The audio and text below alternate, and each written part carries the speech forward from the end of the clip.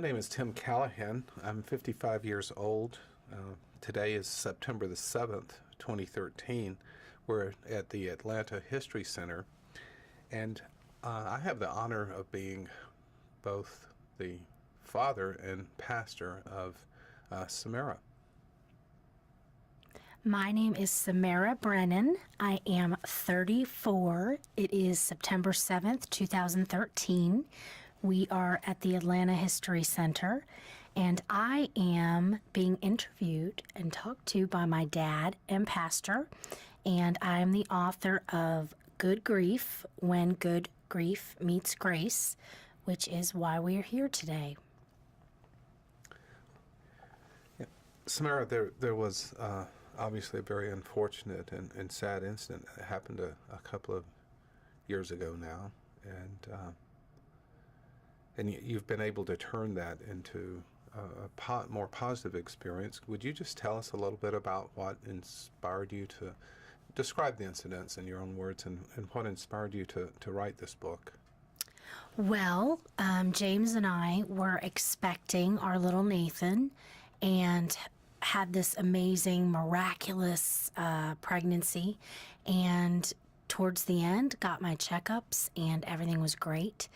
And then we were surprised when we went in to have Nathan that he had passed.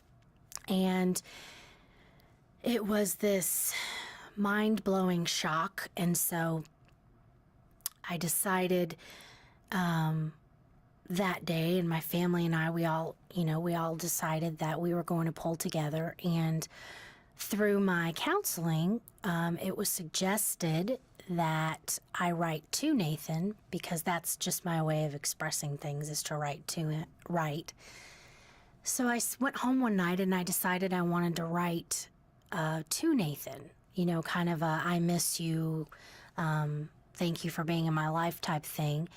And I couldn't write. I think I could only write 2 or 3 words, and then I just couldn't write. It was too emotional. It was too raw. So I started kind of journaling, and I still was having trouble. And I was new to blogging, and I sort of thought, well, what if I did an online journal that my friends and family could read, and we could all kind of pull together and experience this together, and that would probably be healing. So I started a blog. And as my friends and family were reading it, they would say, wow, this really takes me to that day, and it takes me to how you're feeling. And so that's how I sort of started this healing process about Nathan, was talking about him in a healthy way, in a healthy place, because it can't be all about him all the time. So I could choose kind of my purging of feelings, strangely, online. And it became so personal and so wonderful that I was then able to write to him and speak to him in a way that I couldn't have before. You mentioned the miraculous nature of your pregnancy. Could you tell us a bit more about why you considered that to be? Well, I was married previously, and we had tried to conceive for about 6 or 7 years. And I have a condition that makes that a little difficult, called PCOS, which is polycystic ovarian syndrome. And it's not impossible to conceive, but it is more difficult. And was unable to conceive through that whole pregnancy, and pretty much had just accepted that it wasn't going to happen for me.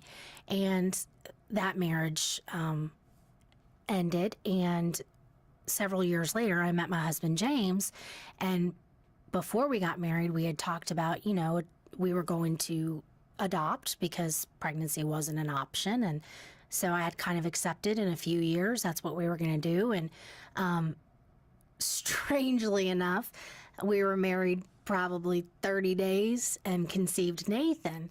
And it was such an amazing shock because first of all, we weren't expecting it. And he was just such an awesome miracle, because I just thought, wow, we weren't even married that long, and I really hadn't been praying for it because I had come to acceptance. And the pregnancy itself was so easy and so much fun, and there was very little discomfort to the whole situation. And it was just such a miracle to have, first of all, to be able to conceive, and the second, to have such a great pregnancy. It was just such a miracle experience. You talked a little bit about, taking us through your blog and kind of that experience and how that led to your writing the book. Was that a difficult transition to take what you've recorded and translate that more into a book? It was, because I thought about all the grief books that I have, the grief support books that I've read. They seem to kind of be more structured, and my blog is more of just my middle of the night, can't sleep thoughts or my conversations with God. And I thought to myself, how am I going to translate this into a more structured book?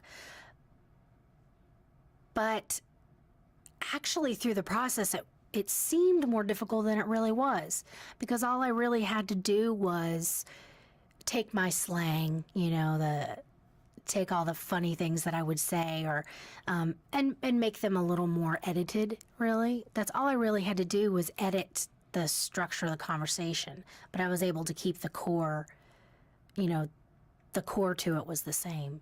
And it actually did flow pretty good. And I was able to take a lot from my blog, and I was able to add to it. I was able to add some things I actually hadn't written on my blog. And I was able to take out some things that were super personal that I wasn't quite sure I wanted to share. So at first it seemed more difficult than it actually ended up being. So when you were going through this process of writing the book, what did you see as your target audience? Who were you writing to? At first I was just writing to my family and to my friends. I kind of looked at it like that because I have such a large number of supporters. I kind of wanted to share it with them. And it was kind of writing for myself. And then I thought about when I was in the hospital, and this organization had come in, and they had given me this lovely box of memory things, a blanket, and but they had given me a book, and I thought, and it was kind of thick, and it had a really sad title. And then I thought, when I was writing this book, I bet I could write something really positive and peaceful, and I could help other parents that maybe are not in the same place of peace that I am. And so my target audience was then turned into parents. And it didn't have to be an infant. It actually could be anybody that was grieving. But at first it was just, my target audience was really just parents who had lost children. So it sounds like it almost started off as therapeutic for yourself, but now it's transformed into almost a ministry to other people. Would that be a fair assessment? Oh, yeah. I never really thought it would be ministry because I didn't think I was qualified for ministry. But that's just proof that God, gives you what you need to do something. But it has become this giant part of my life, and it's become this ministry, and it's so healing that I'm able to share it with other parents. Really, I can share it with everybody. So it has become a ministry. In your book, you talk through some of the experience and how this experience has actually brought you to a different or a new view about the purpose and process of prayer. And could you share a little with us what you've heard, what you've learned about prayer, and how that may help others? I used to think in my early walk with God, because I've been a Christian since I was young, I used to think that prayer had to be this uber reverent, theatrical prayer. You had to use your biggest words you had, and you had to be super reverent. And I think you do have to be reverent, in a way. I used to think it was more of a coming to God. now, as I pray, it's more conversational. It's more, I acknowledge who you are. You're the creator of everything. I am little me, and I acknowledge your greatness. But I want to talk to you because you are so personal and close to me. And I find that now prayer for me is very honest and open. Sometimes when I pray, I don't say nice things. I say what I'm upset about, or sometimes I question him, or, it's not really complaining, but it's just a very honest approach now. It's very open and honest and personal. And I'm reverent in the fact that I say, hey, Lord, I need you. You're it. You're who you're it for me. And I think prayer now is more of a conversation. And it's really personal to me. And it's more frequent because I can pray all the time. Prayer doesn't have to be a certain time frame. It can be just, sometimes when I pray, I sing, or I, quote a song, or I just say I love you, or sometimes I don't know what to say, so I just sit quietly. I think prayer is more acknowledgement now.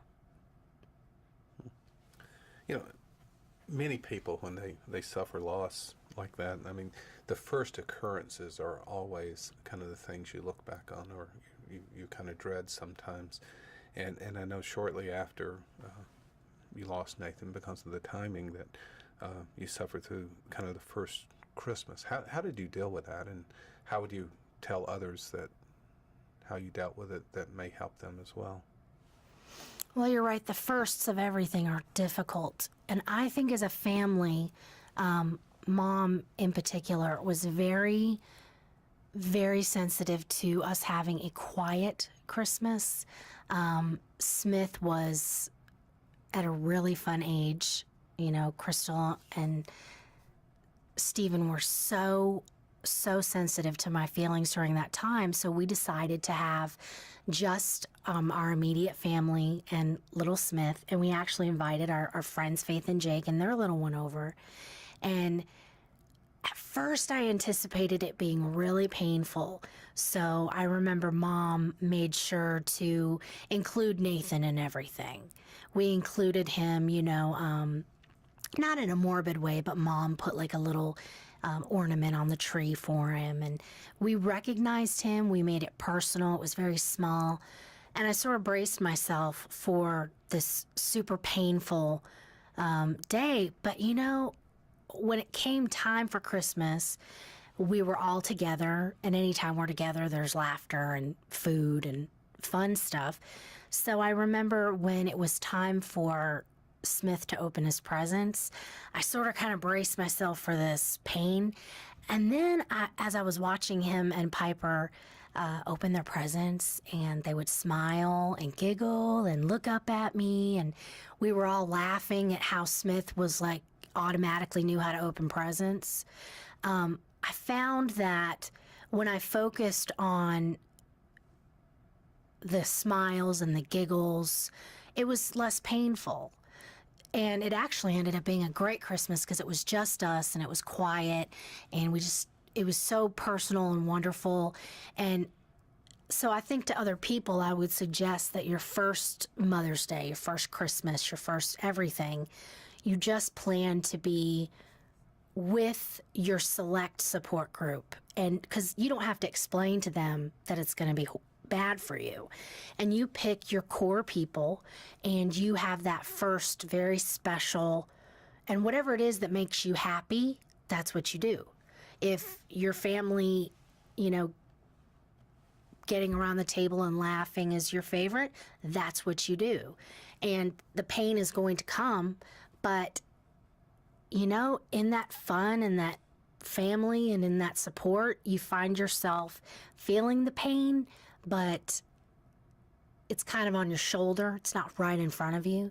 So I would suggest that. Just kind of anticipate it. And then actually, once you anticipate it, it doesn't knock you over as much as you think it would. I know that you've, through this experience, you've reached out to other people and sent them care packages. and things of that nature. Can you talk a little bit about what those packages and how you started doing that? Actually, that was almost Mom's idea. After Nathan had passed, I believe I had started the blog, and Mom had called me one day and said, if you'll look in the Atlanta Journal, there was a family that just lost a baby, and you should write them a letter. And I thought, hey, that's a great idea. And so I made these little cards. I went to our local printer and had these cards made up with my blog address and my email. And I found the funeral home and I sent it to the family, or I sent it to the funeral home. And so I started reaching out by these little cards, and I started to reach out to families locally, really, or anybody that I would hear of, and I would reach out to them, and I would offer these things called care packages, because when a baby passes away, unless they are a certain weight or gestational age, you can't get a birth certificate.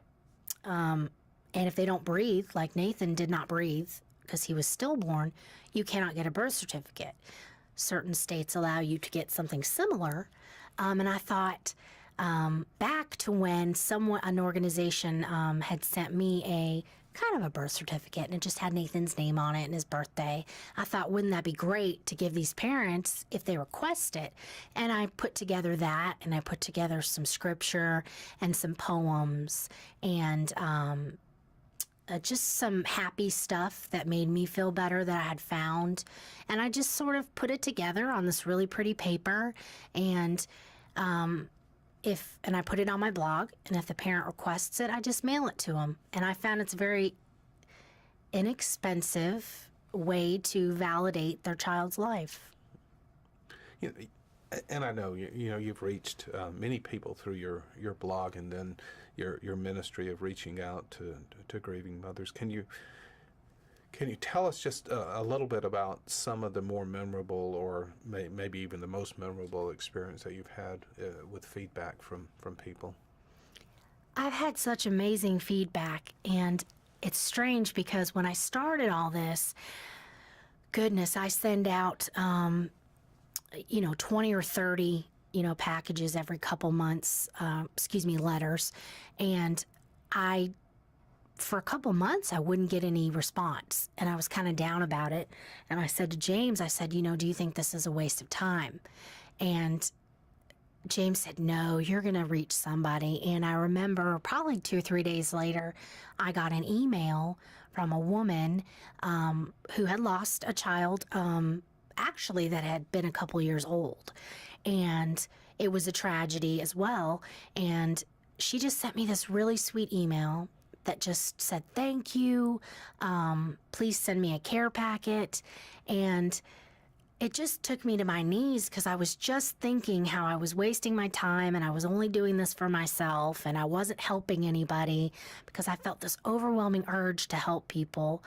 And I remember that night, I was kind of feeling down about it. And it wasn't a very long email. It wasn't very, spectacular, but it was spectacular that she was thanking me. And I've never met this person and haven't spoken to her again, but I impacted her. And most recently was a dear friend of mine that I had found again when I was pregnant, and we've started to talk again from my childhood.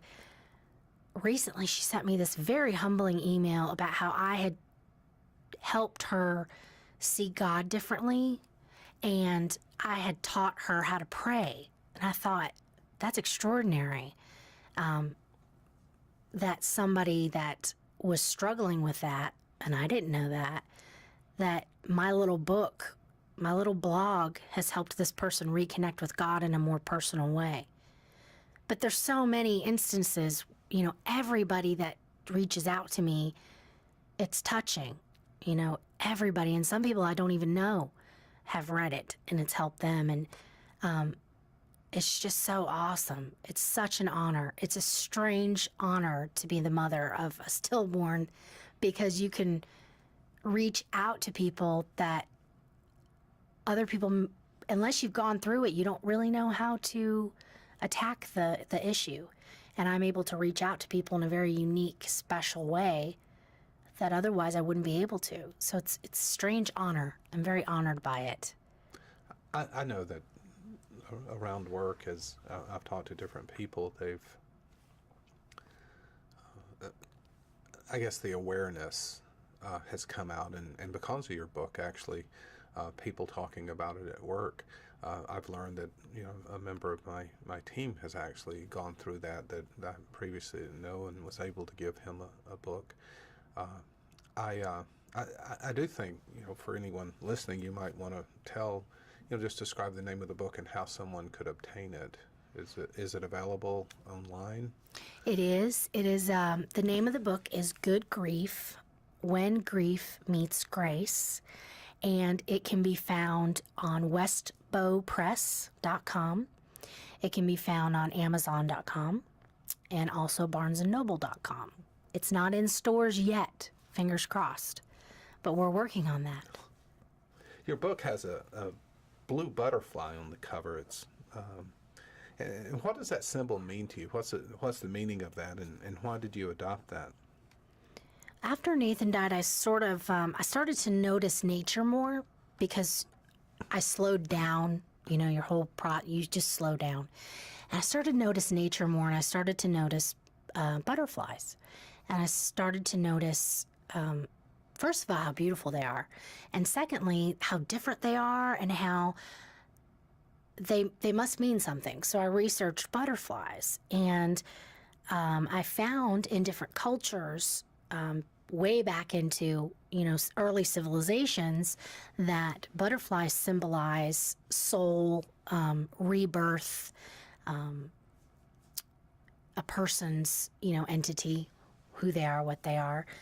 And I liked the idea of it being a rebirth, kind of, because I was feeling reborn myself. And I liked the idea that a butterfly starts as something else. And it starts out as a creature that has one purpose. And then, of course, it shapes into another creature that has another purpose. And I thought, well, that's kind of like Nathan, because he had one purpose, in my womb, and then outside of that, he has this gigantic purpose. He's just transformed into something else. And the blue butterfly is exceptionally rare for people to see and experience. I don't know why. It's just researchers have found that the most popular is yellow, and the least popular that you will see is blue. Strangely enough, this past week I've seen 3 or 4 blue butterflies. So I thought Nathan is this awesome experience for me. He's this awesome life that has transformed into something else. And I'm actually really lucky to have experienced, because having such a beautiful miracle in your life is rare.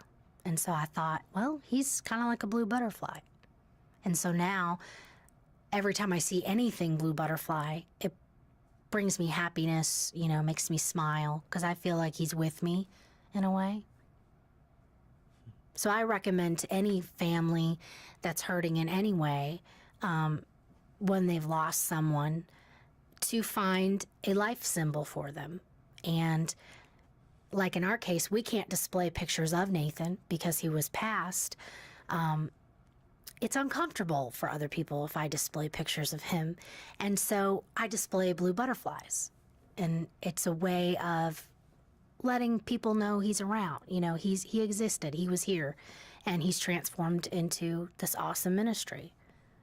And so that's what I recommend for other people as well, is to find something that represents that person's soul, how special they were and still are. You acknowledged, as I was reading your book, how you firmly believe that God is in control of all things. How has this experience kind of shaped your belief? Has it shaken? Did it initially shaken and then strengthen? What place are you in with God right now? I am in probably the best place I've ever been. And, I don't remember when Nathan first passed. I don't remember ever being angry at God. I was very perplexed and I was very uncomfortable, but I was never angry at God because I knew that's where my source of strength was going to come from. Because when you have nothing left, who else do you go to? So I don't remember ever struggling with him with this. And it's become so strong because I don't really understand why God took Nathan. And so that was a little bit of a struggle. But I respect that he took him because he was his to take. And I think because I feel that way, it has strengthened my relationship and my faith, because I just feel so close to God now, because I feel like God is in control of everything, and he allowed this to happen to me and many other people. And I don't believe it was for punishment. And once I got to that place where I didn't think it was because of some horrible sin in my life that I was being punished, and I didn't think that God took Nathan to teach me anything, then I could look at God as just something different. You know, I believe he's authority of all things. I believe he's completely in control. And once I believed that to my core, I could believe that there was nothing I could have done to change this. And so it made me think of God in a very awesome way, because, you know, you always know God is, you know, these big words, omnipresent. I can't even remember the rest of them. But you always know he's this huge thing over you. But I don't think that means we think he's in control all the time, because we think we can barter with him, or, hey, if I do this, will you do this? Or we think that when we pray, we're going to change what God's going to do. And prayer doesn't change God, it changes us. And it changes how we see things. So I have this really honest, awesome relationship with God now, because I don't feel I was ever angry with him. I was angry, but not at him. And I don't know why. I think it was just because from the moment we found out he was gone, there was this peace blanket over me and the whole family, really, just this unbelievable wave of peace that we couldn't be angry. It's just, even when we were frustrated, we couldn't be really mad. I don't know if that answered the question. Yeah, I think so. I think it sounds to me like there's this, this evolving relationship journey with God, and that through this experience, God has brought you, through his action, to a place where you can have a very positive relationship. One of the decisions you made early on that I recall, so in our particular confession, we do not baptize infants, we do not christen, but we do dedicate infants. And you made the decision to go forward with a dedication for Nathan. Can you talk a little bit about that and what that meant and what the real dedication was here? Well, I wanted to dedicate him because from the moment that he passed, or really before that, God got all the glory for his even existence. And I wanted to dedicate him because I wanted to kind of solidify that he belongs to God, and that even though he's my son, I was dedicating, if he would have lived, I would have dedicated the way I raised him, to God's, purpose and plan for his life. And I would have raised him in the Word, and I would have raised him, in my belief. So I thought by dedicating him, I was still doing that. I thought that as the ministry went forward, everything that I do about Nathan, if I dedicated him symbolically, then it would carry on to the ministry. And I remember we sort of did a remembrance, because I think you had described it as he's already reached his glorified state. So it was more of a remembrance than a dedication. But I just felt it was so great because everybody came and we got to do it at the same time as Smith. And I just felt it was so special because during our pregnancy, you know, we planned everything with the boys, right? It was going to be Smith and Nathan, and they were going to do everything together. And I thought their dedication needs to be together as well because they are both dedicated to the Lord, whether they pass or not. Yeah. It's just he, you know, leave it to me to have the kid that beats me to glory, you know. But he's just already achieved the most awesomeness. I thought it was still important. So the age difference between Smith and Nathan was about 7 weeks. Mm-hmm. So, and I know you've had a lot to do with Smith and bringing him up. How has that been for you? You know, at first I was so worried that I was going to have this unhealthy attachment because they were both boys and they weren't that far apart in age.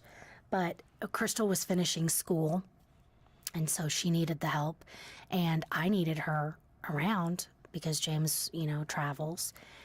And it was so awesome. How many people they lose a baby boy and get to help nurture and take care of a baby boy. And it was far less painful than I imagined. And it was so great. It still is, because all those little moments that I missed with Nathan and will continue to miss, I've gotten to see in my nephew. I've gotten to, you know, experience teething and experience, you know, him walking and talking. And it's just been such a joy and a blessing because I haven't really felt that emptiness that I think other parents feel because I've had that constant being an auntie, you know, being super special. And I think we'll always have this awesome relationship because of it. And it's just so amazing.